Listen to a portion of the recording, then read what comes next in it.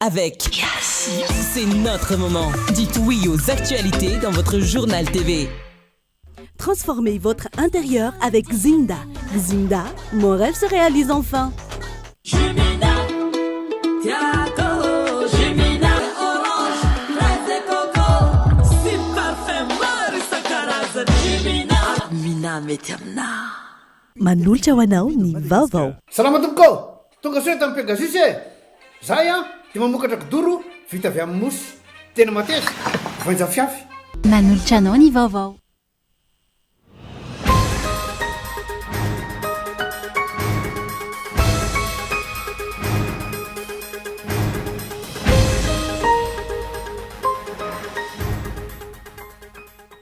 Isy am'izay ve ny fiovanina ao arin'ny nanolona tompona andraikitra maro eo anivony ny fitsarana araka ny tapaka tao anatin'ny filan-kevitry ny nisitra no tanterahana omaly.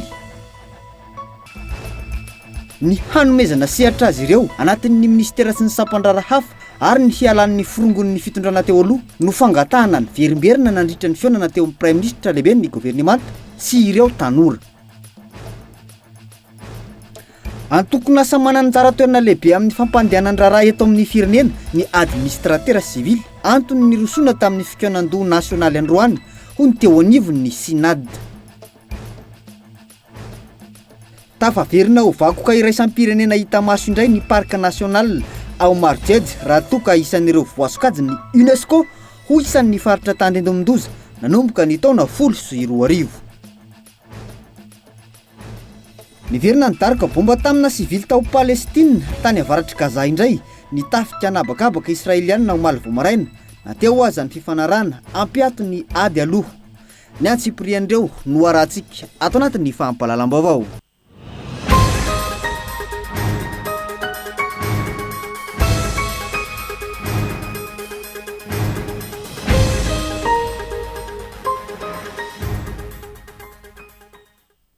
Manatitra ny araba tompokilasy tompobabo manaraka ny fahampalalam-baovao Nicole TV amin'ny ity alina ity asainay ampanajana ianao anaraka ny fahampalalam-baovao atramin'ny afarany ny matoa andahatsoratra avy hatrany isy amin'izay ve ny fiovanina ao arin'ny fanoloana tompona andraikitra maro eo anivony ny fitsarana araka ny tapaka tao anatin'ny filan-kevitry minisitra ny tanterana omaly tsy amin'ny fahazona vokatra amin'ireo fanenjehana tsy maty manota sy ny mpambotry firenena fotsiny ihany fa fiovana eo anivony fitsarana amin'ny marafitra fitsarana azy. Andeha rahantsika ny antsipriany makasikazay etiny Gaetan Andrietsy Lavoery.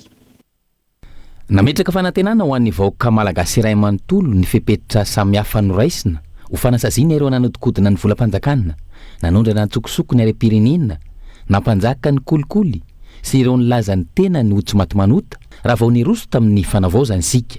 Velim-panantenana tokoa isika satria niazakazaka ny fandraisana fanapahan-kevitra ny fanesy ny fisavana sy ny fisamborana tety sy teroa ary nisy mihitsy aza ireo nanararaotra izany ka roboka ny sava ihany koa ho an'ny tombotsoany manokana. Nisy ny vokatra ary nizahana nampafantarana ny be sy ny maro zany. Rehefa nandeha ny fotoana toa ny antona tsy nisy toyiny ary toa nanginginy indray zany tatoato ka mampametra-panotanina ny be sy ny maro. Aiza ho aiza ny toin'izy ireny raha tsy ilaza afa-tsy ny fanenjehana ny filoha teo aloha Andry Rajoelina sy ny prime ministre teo aloha ny Tsay Christian sy ireo mpiara-miasa aminy namotika ny firenena sy nampahantra ny vahoaka malagasy. Hisy amin'izay ve ny fiovana aoriny ny fanoloana tompona andraikitra maro eo anivony ny fitsarana araka ny tapaka tao anatin'ny filan-kevitry ny ministra omaly. Fiovana izay tsy mijanona amin'ny fahazona vokatra amin'ireo fanenjehana ny tsy maty manota sy nangorona ny arem-pirenena fotsiny ihany fa fiovana eo anivony fitsarana amin'ny maharafitra fitsarana azy. Raha io tontolo ny fitsarana io tokoa mantsy no asian-teny maro ny faneho-kevitra voaray ary fangatahana sy fitaraina nanobetsaka ao anatin'izany. Mitaraina ny mponina satria lava loatra ny prosedura ny raha-pitsarana hito amintsika ka izay no miteraka kolikoly samihafa. Izany no mampitobaka ny volabe ao amin'ny fitsarana indrindra raha misy fanadiovan'olona. Mitaraina ny mponina satria nahazo vahana teto amintsika ny baiko sy ny tsindry any kavery ilay tena fahaleovan-tenan'ny fitsarana sy ny fahatokisan'ny vahoaka azy. Mitaraina ny mponina satria mifampiaro ireo samy mpitsara raha misy fioaram-pefy ataon'ny sasany amin'ny asa sahaniny sy ny maro hafa.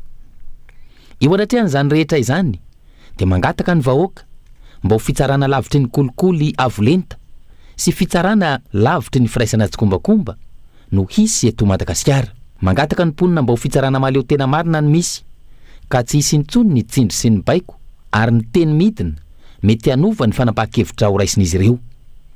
Angatan'ny malagasy ny anadiovana ny fitsarana ka samy ho tompona ndraikitra ireo mpitsara tsirairay avy. Fiovana andrasany izany aoriany izao fanoloana tompona ndraikitra maro eo anivony fitsarana izao. Mila miaino ny feon'ny vahoaka, mijery ny zava-misy ary tsy tokony asiana ina maso ny raharaham-pitsarana. Tokony hanjaka ny fahamarinana satria ny marina dia marina iny ihany ary ny marina tsy mba maty. Ekena fatohina sy marary ireo mpitsara sasany manao ny asany antsakany sy andavany araky ny tokony ho izy eo anatrehany izany fangatahana sy fitarainany mponina voatanisa teo aloha izany. Fa vao maika tohina sy marary ihany koa ny vahoaka raha tsy misy fanovana azo tsapahitanana eo anivon'ny fitsarana no ny tandrevaka, ny adisona sy ny fikatsahana tombontsy manokana ataon'ireo mpitsara sasany.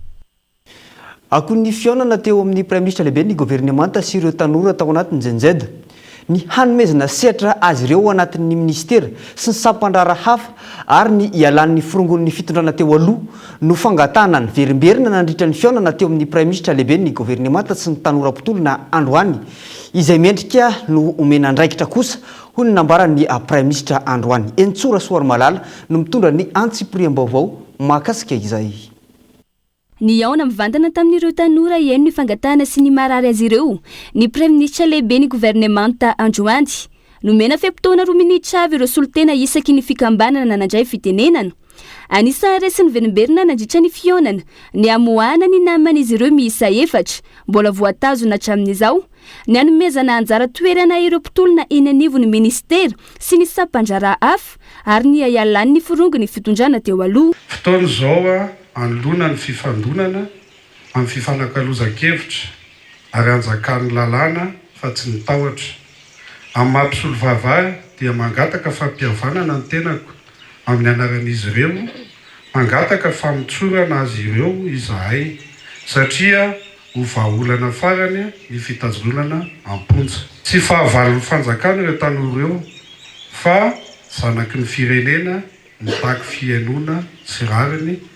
Raha tena mitady fihavanana isika dia tsy maintsy manomboka amin'ny fanajana ny lalàna. Fa ny tena tiana resahana monsieur le premier ministre dia izao niaraka ny tolona isika tena niaraka ny olana nareo tafiditra ao anaty trano izay aty tokotany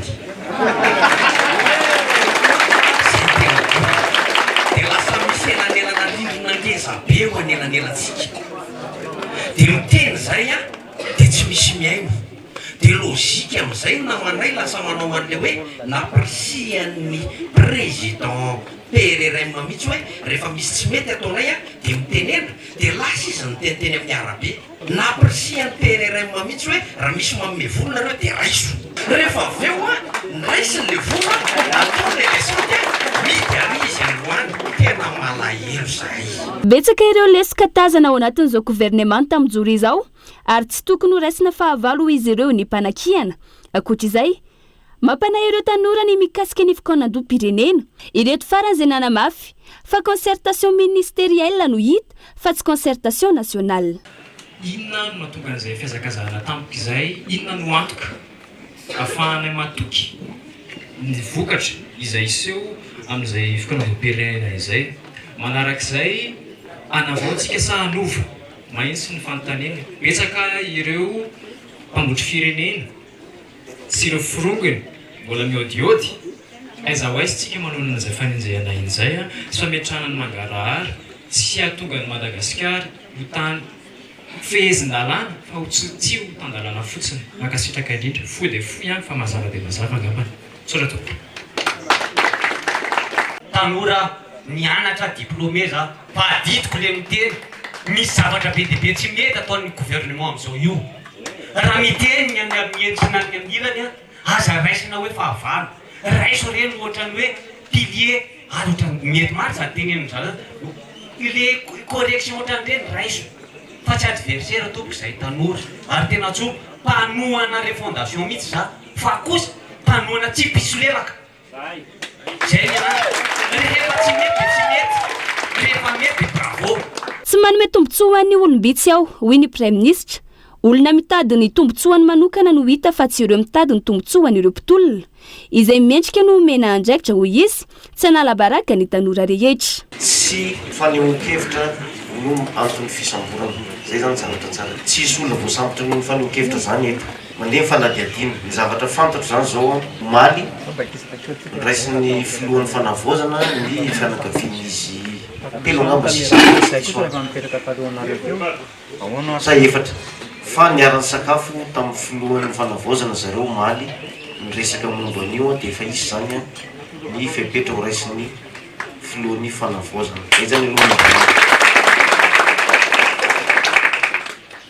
ny manaraka be dibe ny resaka concertation teo le fangatanareo contenu ana concertation rehetra teo zany ohatra le hoe atao fédéralisme de misy miteny ray nefa teo farany teo ataovy décentralisation misy contradictoire zao zay ohatra samy fanirina zay fa ny ohatran'ireny zany any amin'ny concertation no tenenina fa tsy eto azonareo satria mandrainjany nareo ny concertation dia any manohana le hevitra hoe tokony atao fédéralisme io na tokony atao an'izao. Tanora manodidina ny 80 teo no tonga namaly ny antso ny Prime Ministre tamin'ity androany ity na ny tany amin'ny faritra na ny teto Andrenivohitra. Fotoana nanomeza ny Prime Ministre afatra ho azy ireo ho tia fihavanana sy hifankaty. Tsy hijanona eo amin'ny fionana ihany ity androany ity ho hiatrany ny ambarany ka andrasana ny toy ny malona izany.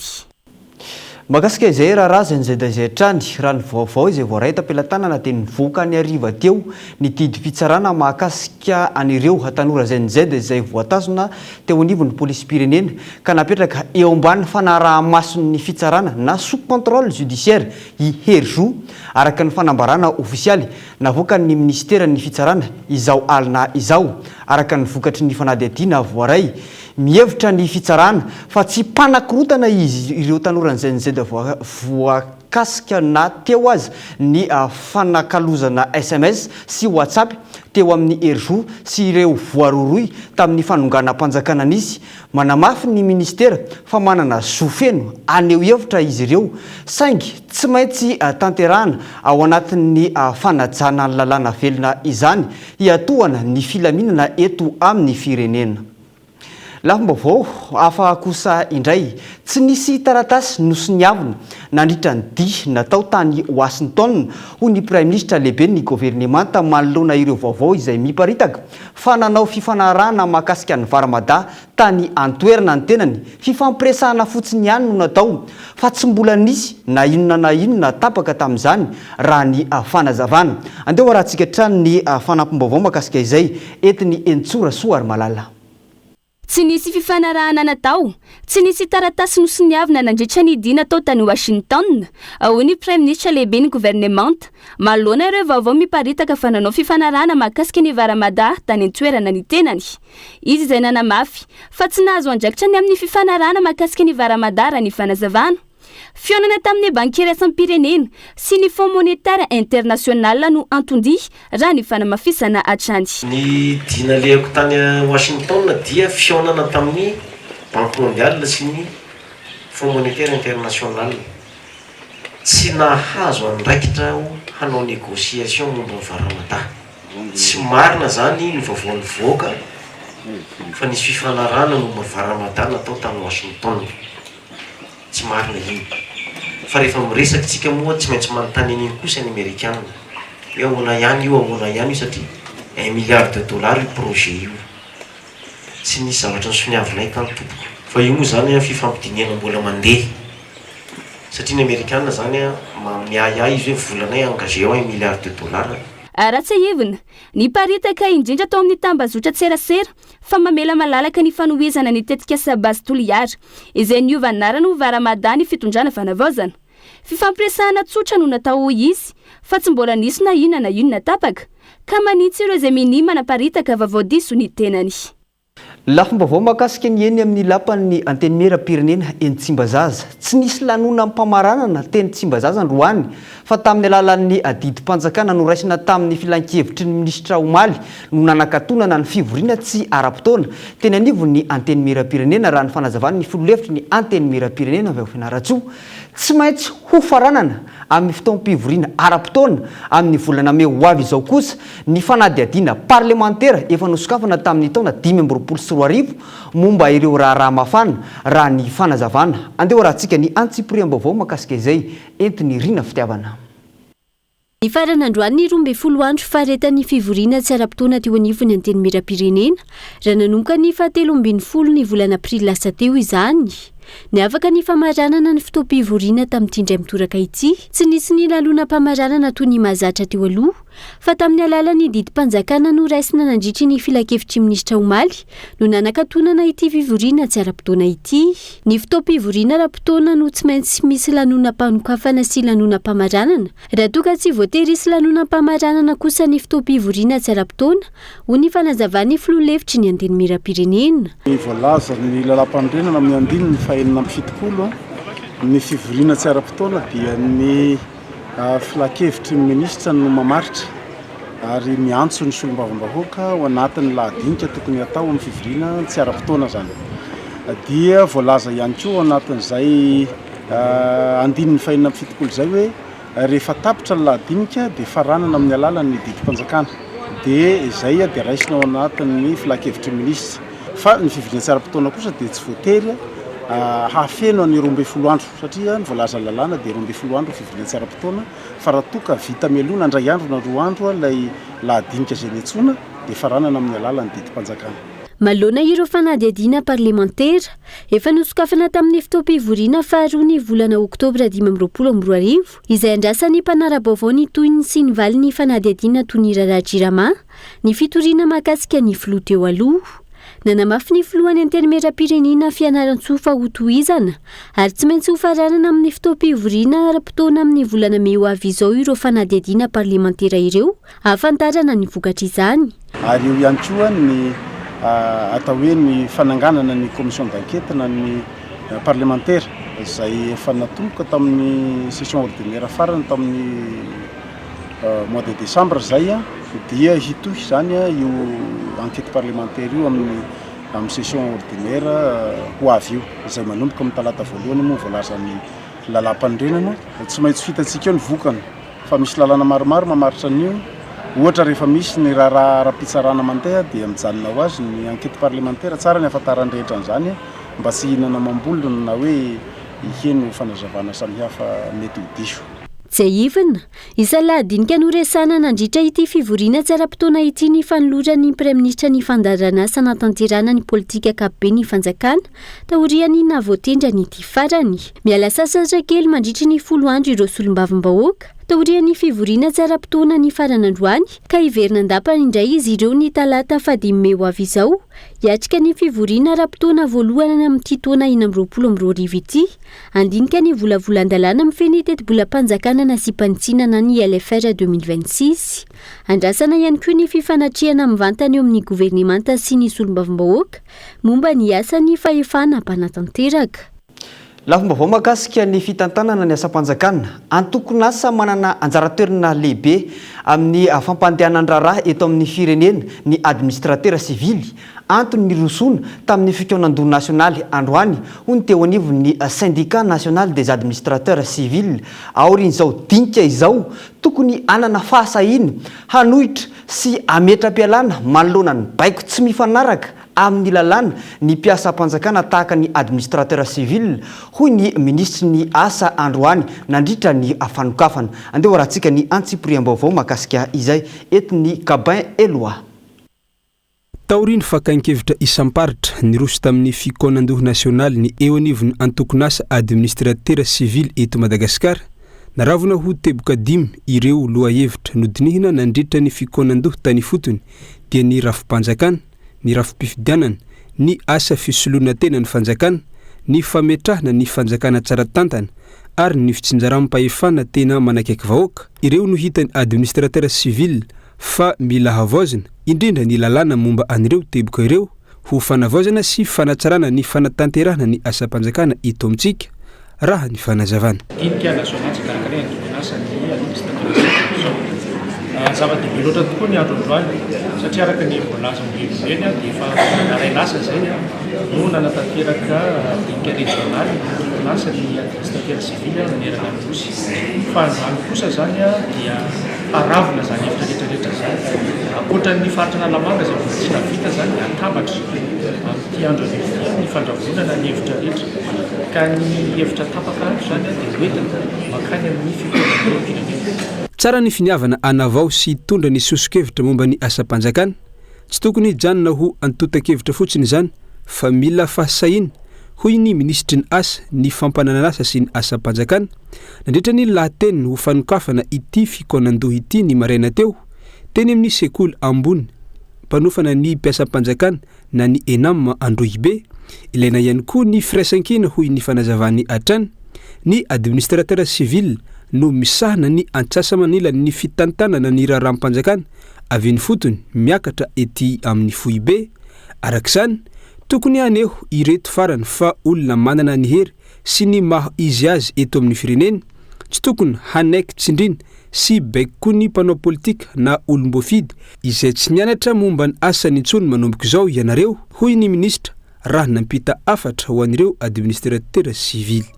Saia mandabaiko rehefa tsy mifanaraka amin'ny didy amandalana tsy mifana volateo ka rehefa manda dia tsy ampy zay andabaiko zay dia saiany ray koa mametra-pialana amin'ny andraikitra zay na mitana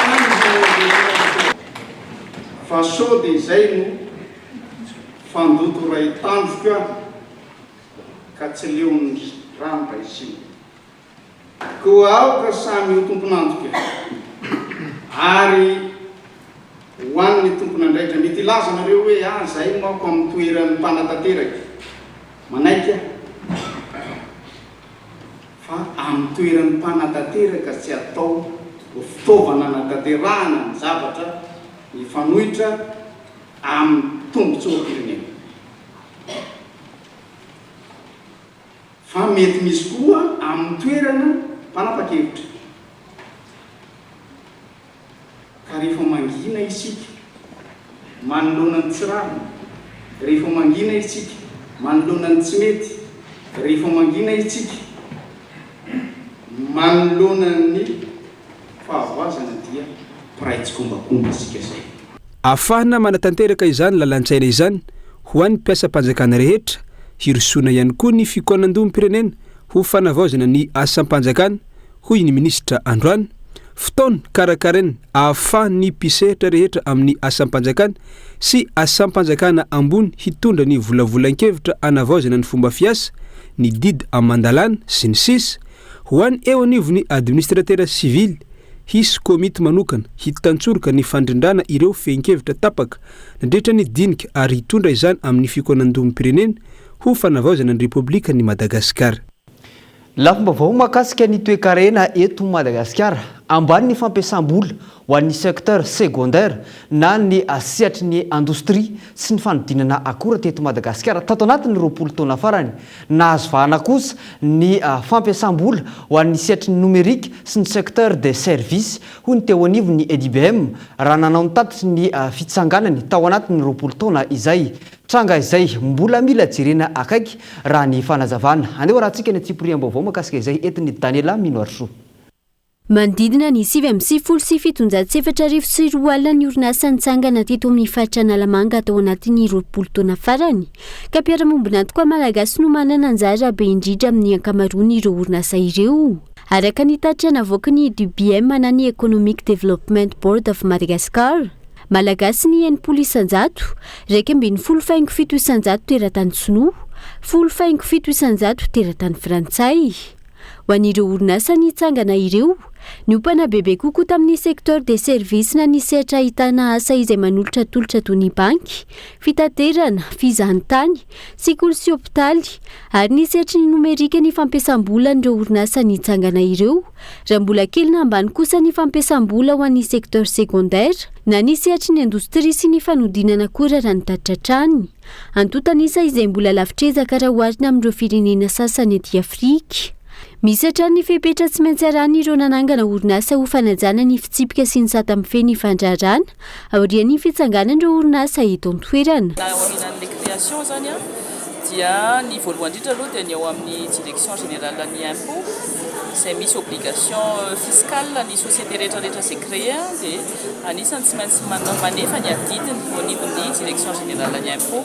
Zany hoe ny impôt zany efa anisany ataontsika hoe administration anankiray manaraka n'ireny obligation ny société ireny zany. Izay EDBM manokana zany dia ny anjara draikitra napetraka izay dia le hoe manao an'izay le interopérabilité amin'ny ministère zay amin'ny administration publique zay indrindra amin'ny sehatra ny ataontsika hoe cycle de vie l'entreprise, ny resaka modification, ny resaka radiation dia iny zany anisany ahitanay rehefa interopérable amin'ny système zay dia hitanay avy hatrany ny situation à jour de chaque société. Zay ny mahatsara le digitalisation zay. Ankilany mbola maro ihany koa ny sakana eo amin'ny tontolon'ny fandrarana eto Madagasikara izay tokony ho jerena akaiky hampiroboroboana ny ara-toekarena raha ny fanazavana trany.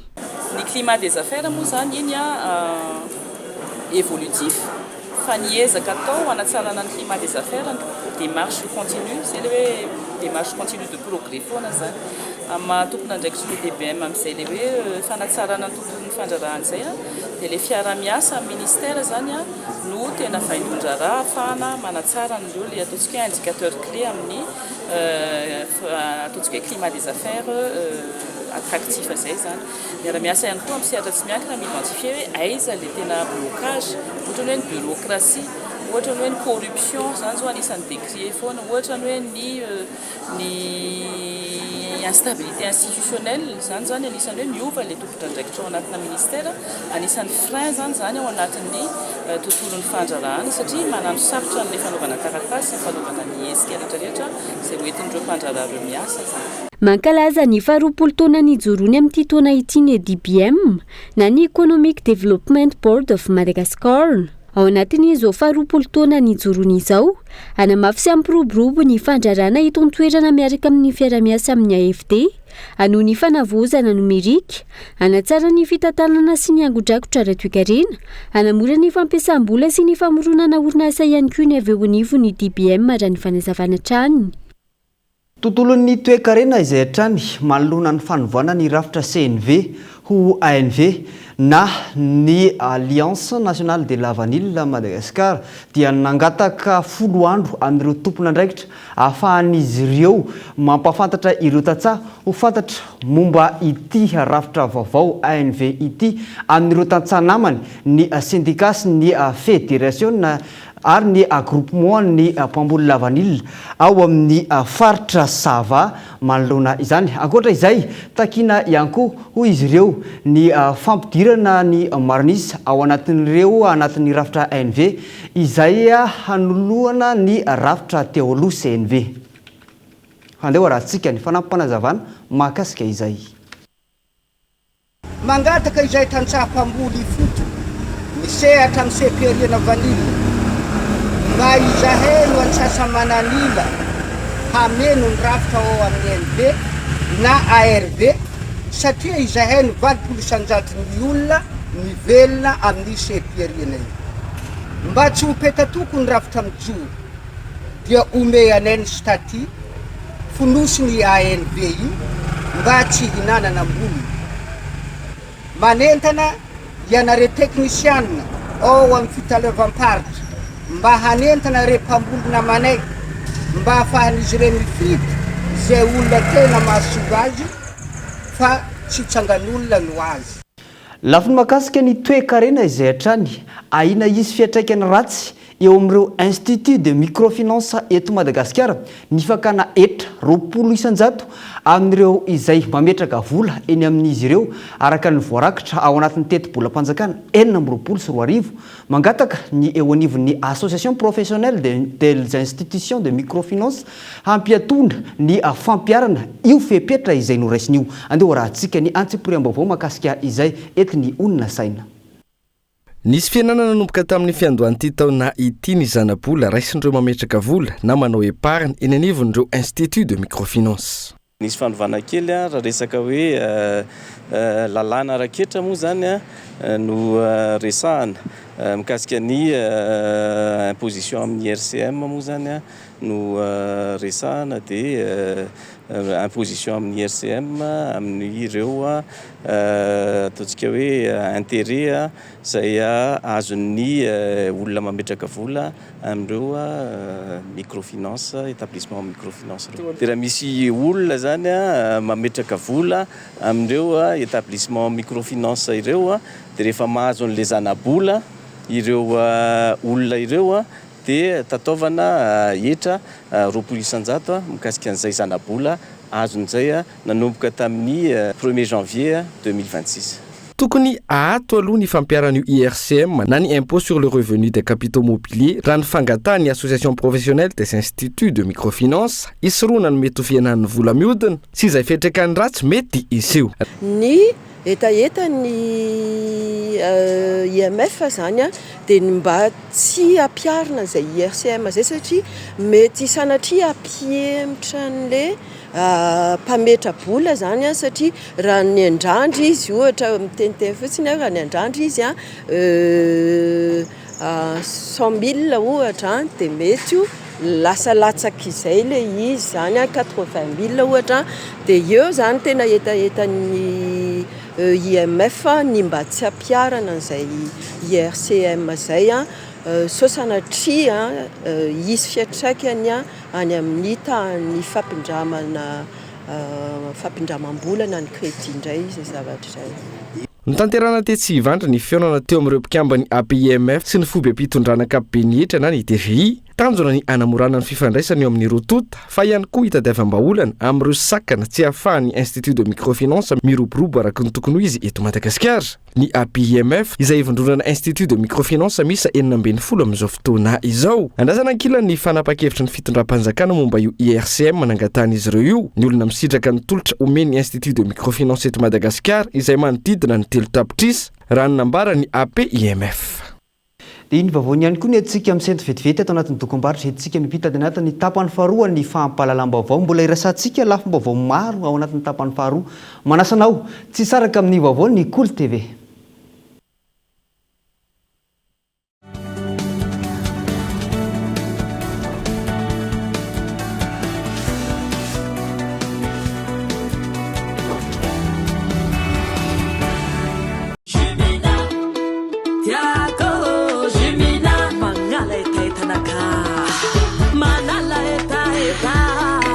Itanao kivacha recha meilleure qualité mitunda vitamine C Jimina ni goûter la naturelle la pirate fatenga réelle parfum orange fraise coco si parfum marisa caraza Jimina a gagner roche alle tenga toche mina metamna Salama tomko tonga soa tamin'ny Pegasus zay dia mamokatra kidoro vita avy amin'ny mosy tena mateza voenja fiafy manitsy azon-damosina ary manampy amin'ny fitsaboana azy fonina azy safidianana tsy tiany bibikely io tsy mandray lelanafy azo andalorana azo atao conseil manakanapena mety boela gilet de sauvetage ary mbola misy tapis mahasolotsia amin'ny loko isan-karazany tsy mifidy toerana n'aiza n'aiza matatsy soka mora diovina sady tsy matahotra rano nefa malefaka Pegasus koa dia mbola manana canapé sady fandriana ary isolant thermique ilay mampangatsiatsika ny atotrano amin'ny andro mafana sy mihazona ny hafanana amin'ny andro mangatsiaka dia tonga varaliana fa misy refo zay tiana bonus teo amin'izay le kify e ary anao tireo bonus tata amin'ny net week sy net month mahazo bonus cadeau hatramin'ny 10% be zao isaky mividy net week na mamfaminay vola anao tolotra manomboka amin'ny 3 ariary kifeo bébé coucou surf e tsindrio ny dièse 322 dièse na ny dire en super app ya c'est moi.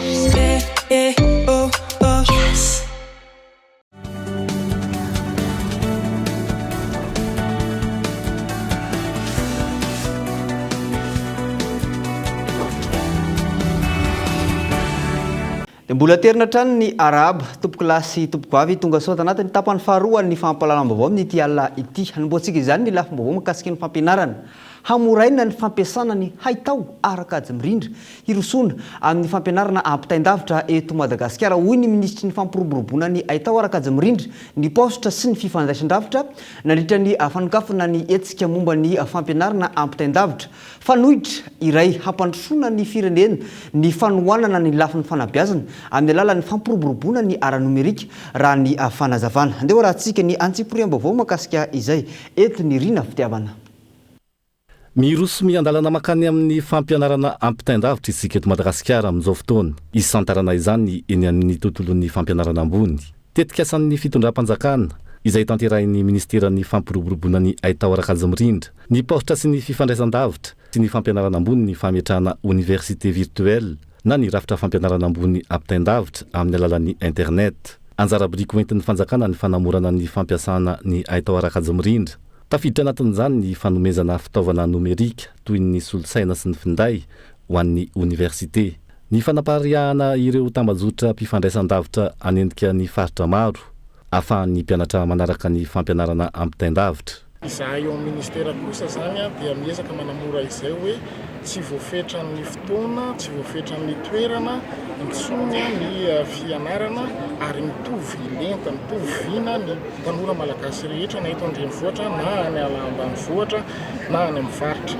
Dia amin'izay sehatra izay ny antony ny arahana ny asa ankoatran'izay izay ilay mahatonga antsika foana manosika na atao mihitsy aza hoe miforce an'ireo opérateur ireo andrafitra Madagasikara ampiakatra ny kalitao indrindra any amin'ny province mba ahafahan'ny tanora malagasy rehetra misitraka ny zavatra toy izao.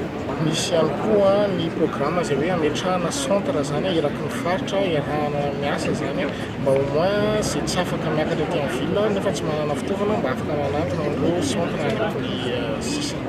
Vahaolana iray anampinan'ny tanora amin'ny fandratoana fahalalana sy amin'ny lafiny arakasa ny fampiarana ny ampitaindavitra.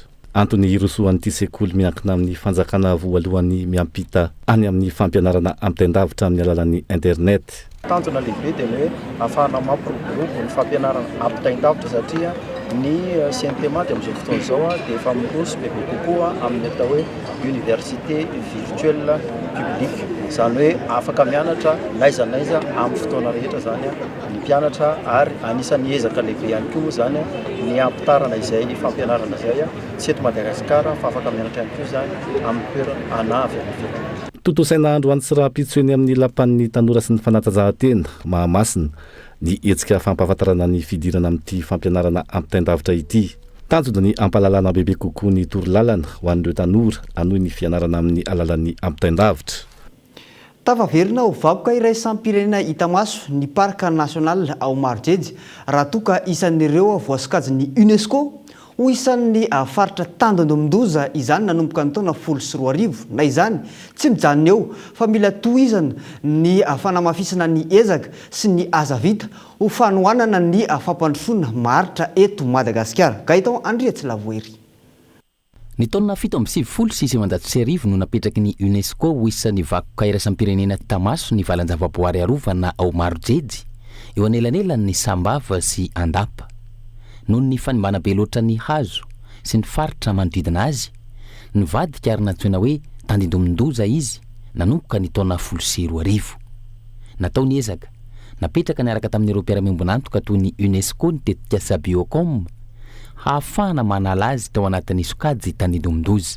Ny taona 2010 taorian'ny fitsirihana sy ny fanaovana jeritodika, nesorina tsy ho isan'ny tandindomindoza intsony izy ka niverina ho isan'ny vakoka iraisam-pirenena tamaso araka ny nanasokajiny ny UNESCO azy. Et grâce au travail commun de tous les partenaires du projet Biocom, finalement une liste très spécifique no ny asa miaraka nataon'ireo mpiara-mombonantoka amin'ny Biocom dia nivoaka ireo lisitra ny fandraiketa amin'ny fiarovana ny valan-javaboary. Isan'izany ohatra ny Andramena izay tafiditra tanatin'ny tandindomdoza dia afaka narovana bebe kokoa. Dia izany no nahafahana nivoaka tao anatin'ny toerana voasokajy ho tandindomdoza. C'est ce qui a permis de sortir le site du patrimoine, de la liste du patrimoine en péril. Ho an'ny UNESCO manokana, olana roa lehibe no mitranga raha ny vakoka iraisam-pirenena Tamaso no resahana. Isan'ny atao vaindondra raha ny famahana ireo olana ireo raha ny fanazavana. C'est d'abord que l'Afrique est sous-représentée. Voalohany indrindra, vitsy ny lisitra ireo vakoka iraisam-pirenena Tamaso aty Afrika raha amin'ny tamin'ireo firenena hafa manerana izao tontolo izao. Faharoa, ireo site voasokajy ho vakoka iraisam-pirenena aty Tamaso aty Afrika ireo dia misidra ambana goavana amin'ny fitahirizana azy. Na ny resaka kolontsaina izany, na ny resaka valan-javaboary tahaka ny eto Madagasikara. Araka izany, raha tsy mifanaraka amin'ny fehipetra takin'ny fifanarana, ny fiarovana ireo vakoka iraisam-pirenena aty Tamaso ireo, dia mety ho sokajiana ho tandindomdoza ny site iray. Araka ny fanambarako tamin'ny lahateny izay nataoko teo, fanantenana lehibe tsy ho an'ny Madagasikara ihany fa ho an'ny Afrika iray manontolo raha toa ka misy site afrikanina iray miala ny lisitra ny mahatandindomdoza azy. Izany no ankalazaintsika androany. Du patrimoine mondial en péril et c'est ce que nous célébrons aujourd'hui. Tseivina, no faranana tamin'ny fomba ofisialy androany ny tetikasa Biocom Madagasikara no tanterahan'ny UNESCO tamin'ny fanohanany COICA. Tetikasa izay naharitra 9 taona ho famerenana ny valan-javaboary arovana ho maro-jery ho isan'ny vakoka iraisam-pirenena aty Tamaso eo anivon'ny UNESCO indray. Maro ny asa natao ka nahazoana izao vokatra izao. Raha tsy ilaza afa-tsy ny fanofanana sy ny fampiofanana ireo mponina eny fotony, ampiena ny fiankinan-doha amin'ny arena voajanahary. Io fiankinan-doha io izay nitarika fandripahana sy famotehana ny ala tao an-toerana. Hotohizana sy amafisina ny ezaka sy ny asa vita. Ho fanohanana ny fampandrosoana maharitra eto Madagasikara. Hoy ny ministry ny fampianarana teknika sy ny fanofanana arak'asa nandritra ny fandraisam-pitenenana nataony. Maro lafy ireo fifanaovatsy ny fifanarahanam-piaramiasa izay nosoniavin'ny ministeran'ny tontolo iainana sy ny fampandrosoana Lovanjavy tao amin'ny faritra Vakinankaratra androany zoma fa 4 ny volana Aprily 2024. Anisan'izany ny fiaramiasa amin'ny banky foibe ny Madagasikara sy ny ministeran'ny Arenankibon-tany sy ny loharanokarena stratezika mahakasika ny fitrandrahana aradrariny ny volamena eto Madagasikara amin'ny alalan'ny tetikasa Planète Gold. Andeha horantsika ny antsipriam-baovao mahakasika izay. Totosa teto amin'ny renivohitry ny faritra Vakinankaratra androany zoma fa 4 volana Aprily 2024. Ny fifanaovatsy ny mpiaramiasa teo amin'ny ministeran'ny tontolo iainana sy ny fandrosoana Lovanjavy ary ny banky foibe Madagasikara mahakasika ny tetikasa antsoina hoe Planète Gold izay fiaramiasa miaraka amin'ny ONUD. Tetikasa izay vatsian'ny Fonds pour l'environnement mondial la vola ary tanjo tetikasa ny fanafoanana mercure amin'ny fitrandrahana volamena madinika sy artisanal iarovana ny fahasalaman'ny mponina sy ho fikajiana ny tontolo iainana amin'ny vokatra tsy aterany. Tafiditra ao anatin'ity fifanaovatsy ny mpiaramiasa ity ihany koa ny ministeran'ny Arenankibon-tany sy ny loharano stratejika ary ny banky foibe Madagasikara izay misehatra amin'ny fitrandrahana volamena. Misy voka-dratsiny eo amin'ny tontolo iainana ny fitrandrahana volamena hoy ny ministry ny tontolo iainana sy ny fandrosoana Lovanjavy ary arena mamono arena ka izany indrindra no anton'izao fifanaraha-mpiaramiasa izao mba ho fitrandrahana madio sy tompona ndraikitra ary misy fiantraikany tsara eo amin'ny vahoaka malagasy ny fitrandrahana izay atao. Ny fitrandrahana volamena madinika sy artisanal eto Madagasikara ataontsika hoe arena mamono arena. Arena volamena saingy misy voka-dratsy eo amin'ny tontolo iainana. Voasokajy ao anatin'ny fifanarahana mikasika ny fahasalamana sy ny tontolo iainana koa ny convention de Minamata. Rehefa tsy salama ny tontolo iainana ho azy fa tsy salama koa ny zava-mananaina ao aminy fa indrindra isika olombelona. Ka raha hitrandraka arena isika nefa mamono antsika olombelona izay ilay arena mamono arena.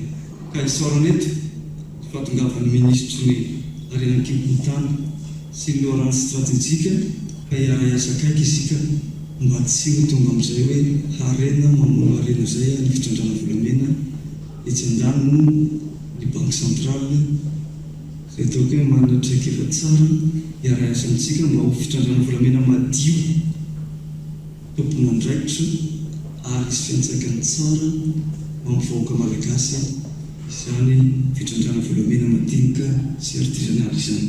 totosa tamin'ity androany ity ihany koa fifanara-piara-miasa teo amin'ny ministeran'ny tontolo iainana sy ny fandrosoana Lovanjafy ary ny banque foiben'ny Madagasikara mahakasika ny RSE na ny fandraisana tanana ara-tsosialy ho fampandraisana andraikitra an'ireo orinasa miasa eto toerana na orinasa malagasy na orinasa vahiny izay mampiasa ny arena voajanahary ka mahazo vokatra sy mahazo tombony. Teo ihany koa fifanaovatso ny mpiara-miasa mahakasika ny tetikasa fiarovana ireo herin-karena manga toy ny soka-dranomasina na ny tortue marine ary koa ny fiarovana ny alaonko izay misy tetikasa miasa ao amin'ny fatry Sofia sy fatry Diana ho iatrano ministra ny tontolo iainana sy ny fandrosoana Lovanjafy. Ny orinasa malagasy izay miasa eto Madagasikara na ny orinasa vahiny izay miasa eto dia mampiasa ny arena voajanahary azahoan'ny vokatra sy azahoan'ny tombony. Obligatoire ny RSE satria araka ny teny teo mampiasa fanambahoaka, mampiasa arem-pirenena. Ny fanarana fahatelo dia mikasika ny herin-karena manga, ny tetikasa tortue marine na ny arifana no iarahana miasa ONG Vima io sy ny tetikasa miasa ny fahatra Sofia sy ny fahatra Diana. Ankoatra ny convention mikasika ny fiarovana n'ireo espèce sauvage ratifientsika dia tamin'ny taona lasa kotsika mbola niratifian'ny convention na PBNJ. PBNJ dia fiarovana ny zavaboary ivelan'ny juridiction nationaletsika. Zany hoe ireo biodiversité ivelan'izy dia etsika zany ho arovana ihany koa. Dia tafiditra ao anatin'izay ny tortue marine sy ireo karazany be dia be. Ao ihany koa ny fiarovana ny alaonko, samy manan-karena alaonko no firenentsika raha aty an'Afrika. Ny alaonko dia isan'ny écosystème iray sapaty eto Madagasikara satria raha tsy laza fotsiny isika ny carbone bleu izay mbola avo kokoa ny vidiny, avo kokoa ny kalitony mihoatra ny carbone forestier dia ao anatin'ny alaonko sy ao anatin'ny herbier marin. Ka eto dia misaotra sahady ny ONG Vima nanolo-tanana iara-iasa ny ministera ny tontolo iainana sy ny fandrosoana Lovanjafy. Araka izany dia maro lafy ireo fifanaovatso ny mpiara-miasa izay natao amin'ny ministera ny tontolo iainana teto amin'ny fatry vakinankaratra androany zoma fa 4 ny volana aprily 2024. Anisan'izany ny fiara-miasa tamin'ny banque foibe ary ny ministera ny arena kibon-tany sy ny loharano stratégique mahakasika ny fitradrahana aradrary ny volamena eto Madagasikara amin'ny alalan'ny tetikasa Planète Gold. Teo ihany koa fifanaovatso ny mpiara-miasa mahakasika ny RSE ary fahatelo farany dia fifanaovatso ny mpiara-miasa amin'ny fiarovana ireo herin-karena manga sy ireo arena voajanahary eto Madagasikara. Lafim-baovao mahakasika ny fizahantany no tanterana androany ny fanolorana fahazon-dalana hisehatra ho an'ireo mpitardy nasionaly misy 120 sy ny maro-pankasitrahana misy 70 ho an'ireo navita ny tombana zava-dehibe ny fahalalana sy ny fitondran-tena tokony aseho hoy ny ministra tompon'andraikitra noho izy ireo izay mitondra any Madagasikara eo anatrehany ireo mpitsidika na vahiny izany na malagasy mpiray tanindrazana. Andeha rahantsika ny fanampanazavana mahakasika izay.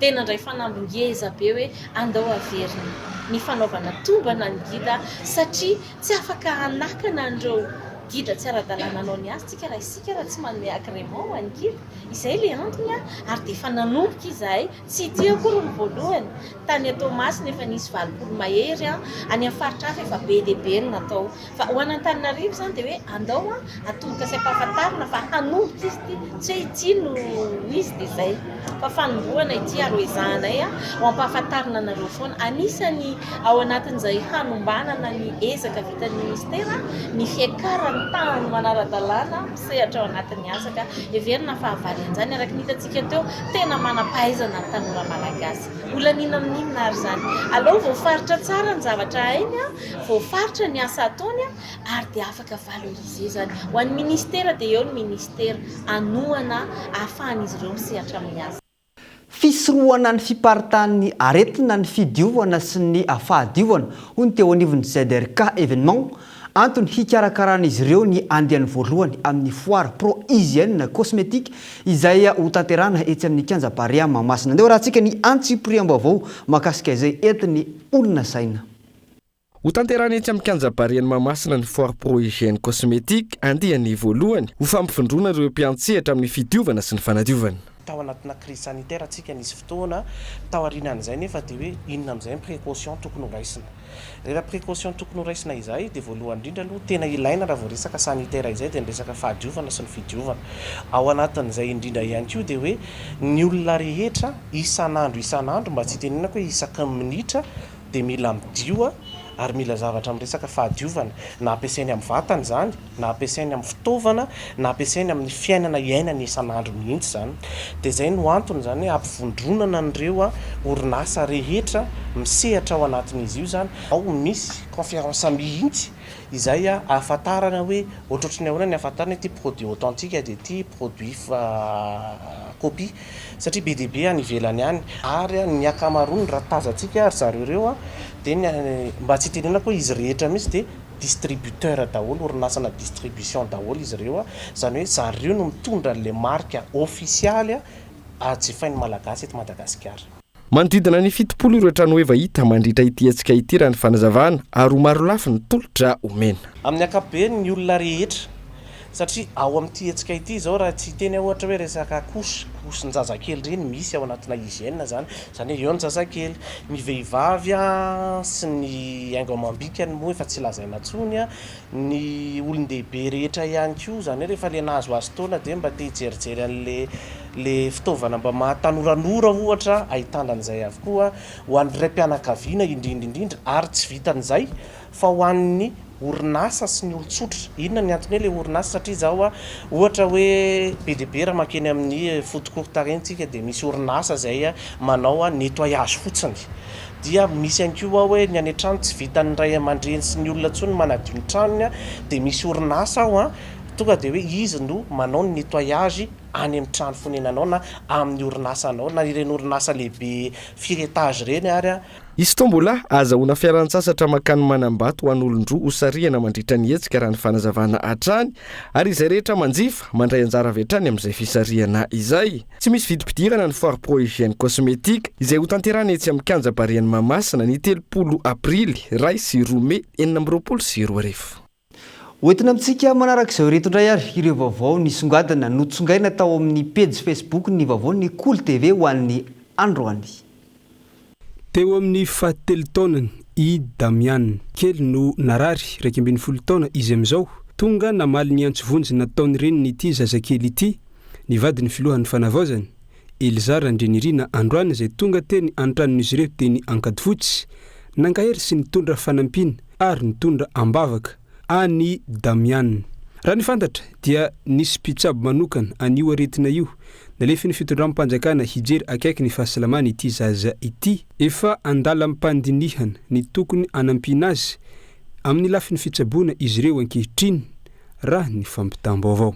Amin'izao fotoana izao efa tafiditra ao anatin'ny fiainana andavanandro ny tsirairay ny fampiasana ny finday sy ny interneto mbola fanamby apetraka nefa ny fanatsarana ny kalitao tambajotra sy ny vidin'ny tolotra ary ny fahafahany rehetra misitraka izany raha ny nambarany teo anivon'ny Artec na ny autorité de régulation des technologies de communication nisy arak'izany ny fiarah-miasa ny ity farany tamin'ireo ekipan'izay SEMA izay manana foibeny any Londres izay tonga eto Madagasikara nanomboka tamin'ny 20 aprily hatramin'ny androany 4 aprily nandritra n'izay herinandro izay nifantoka tamin'ny fampandrosoana ny tontolo numerika ny fiarah-miasan'izy ireo izay nahitana izany manampahaizana vahiny izany sy ireo institution ary ihany koa ireo mpandraraha amin'ny sehatra samihafa izay nandray anjara.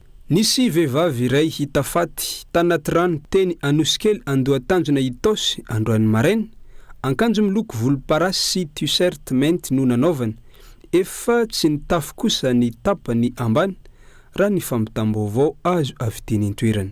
Nolanina tao amin'ny filan-kevitry ny minisitra Omaly Alakamisy 3 aprily 2024 ny didim-panjakana manan-kery ny feptaona amehina arangovo eto Madagasikara raha ny fantatra dia mbola mitohy izany mandritra ny 15 andro avokoa. Dia iny ihany koa ary tompoko lahy sy tompoko vavy ny antsika manakatona ny fahampalalam-baovao amin'ity alina ity. Sarina siakasitrany ianao nanaraka izany hatramin'ny farany. Mametraka ny veloma mandra-pitafa ary ho amin'ny manaraka indray veloma tompoko.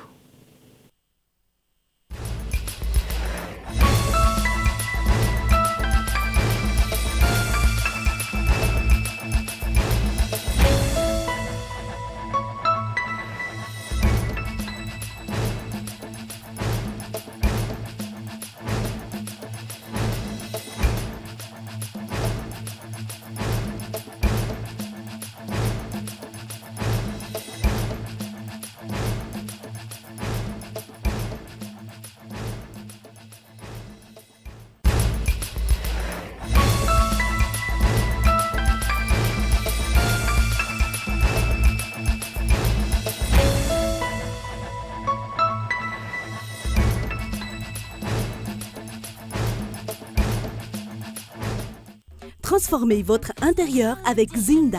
Zinda, mon rêve se réalise enfin.